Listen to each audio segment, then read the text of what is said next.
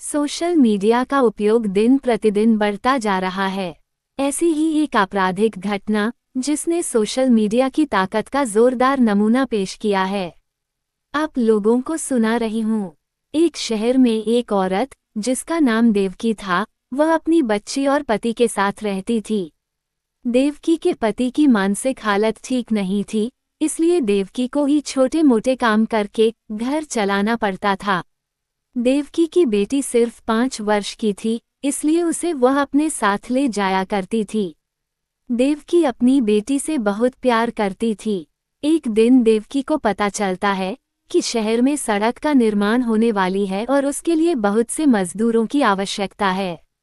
देवकी की आंखों में खुशी की चमक आ जाती है, क्योंकि उसे रोजाना अलग अलग काम खोजने पड़ते थे, लेकिन यदि यह काम मिल गया तो 2-3 महीने आराम से कट जाएंगे।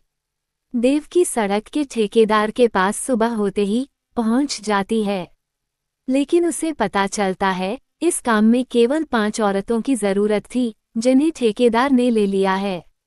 देवकी निराश हो जाती है और दुखी होकर अपने घर लौट ही रही होती है कि अचानक ठेकेदार के मोबाइल पर फोन आता है और उसे पता चलता है कि उन 5 में से एक औरत बीमार हो चुकी है, जिसकी वजह से वह काम पर नहीं आ सकती है। तभी ठेकेदार देवकी को जाने से रोक लेता है और उससे कहता है कि तुम कल सुबह 9 बजे से काम पर आ जाना। काम मिलते ही देवकी की खुशी का ठिकाना नहीं रहता। वह बहुत दिनों से अपनी बच्ची के लिए कुछ कपड़े खरीदना चाह रही थी, लेकिन पैसों की तंगी की वजह से वह केवल खाने पीने के लायक ही व्यवस्था कर पा रही थी। वह घर पहुंचते ही अपनी बच्ची को चॉकलेट देती है और अपने पति को काम मिलने की बात बताती है, लेकिन वह कोई प्रतिक्रिया नहीं देता। दरअसल उसे किसी की बातें समझ में ही नहीं आती है। देवकी की बच्ची अभी छोटी है, इसलिए वह इसे अपने पति के भरोसे घर पर अकेले नहीं छोड़ सकती। वह तय करती है अपने साथ अपनी बच्ची को भी ले जाएगी और वह समय से काम पर पहुंच जाती है। ठेकेदार देवकी को बच्ची के साथ देखकर डांटता है, इतनी गर्मी में तुम इतनी छोटी सी बच्ची को यहाँ लाई हो, उसकी तबीयत खराब हो सकती है, तुम्हें इतनी भी अक्ल नहीं।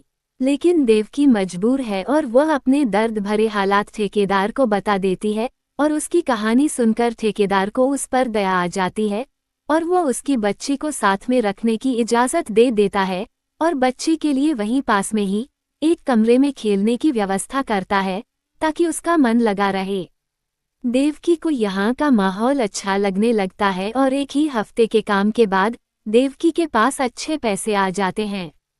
देवकी अपनी बेटी के लिए कपड़े खरीदना चाहती थी, इसलिए वह पैसे मिलते ही बाजार जाने का मन बना लेती है, लेकिन तेज धूप की वजह से वह अपनी बच्ची को बाजार साथ नहीं ले जाना चाहती, इसलिए वह बच्ची को वही ठेकेदार के पास छोड़ देती है और बाजार के लिए निकल जाती है। कई दुकानों में घूमने के बाद वह अपनी बच्ची के लिए बहुत शानदार कपड़े खरीद लेती है और बहुत खुश हो जाती है। वह जल्दी से अपनी बेटी को ये कपड़े पहने हुए देखना चाहती थी, इसलिए बाजार से जल्दी निकल आती है और कमरे में पहुंचकर बेटी को आवाज़ देती है, लेकिन उसका कहीं पता नहीं चलता। वह भागते हुए ठेकेदार के पास पहुंचती है और उससे पूछती है, मेरी बच्ची कहीं नहीं दिख रही है, क्या आपके पास है? ठेकेदार ने कहा, नहीं, वह तो अभी उसी कमरे में थी, वही सड़क के आसपास देखो, कहीं घूम रही होगी। देवकी रोते हुए कहती है, मैं सारी जगह ढूंढ चुकी हूँ, उसका कहीं पता नहीं चल रहा, आप चलिए, मुझे मेरी बच्ची चाहिए। और देखते ही देखते मजदूरों की भीड़ इकट्ठा हो जाती है।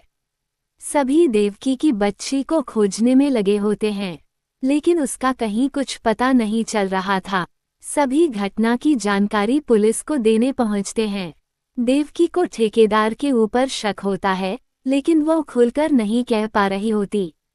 पुलिस मामले को गंभीरता से नहीं लेती और बिना फल लिखे उन्हें वहां से भगा देती है, लेकिन देवकी बिना अपनी बच्ची को लिए यहाँ से नहीं जाना चाहती। वह थाने के ही बाहर बैठ जाती है। धीरे धीरे करके सभी मजदूर वहां से चले जाते हैं और देवकी अकेले रोती बिलखती अपनी बच्ची का इंतजार करती रहती है। तभी वहां से एक ट्रैवल ब्लॉगर गुजरता है और देवकी को रोते हुए देख रुक जाता है और उससे रोने का कारण पूछता है। देवकी उसे सारी बात बता देती है। ट्रैवल ब्लॉगर अपने मोबाइल से देवकी का रोता हुआ वीडियो रिकॉर्ड कर लेता है और अपने सोशल मीडिया अकाउंट से शेयर कर देता है और कुछ ही घंटों के अंदर देवकी का वीडियो वायरल हो जाता है और जो पुलिस अब तक वह नहीं कर पाई थी।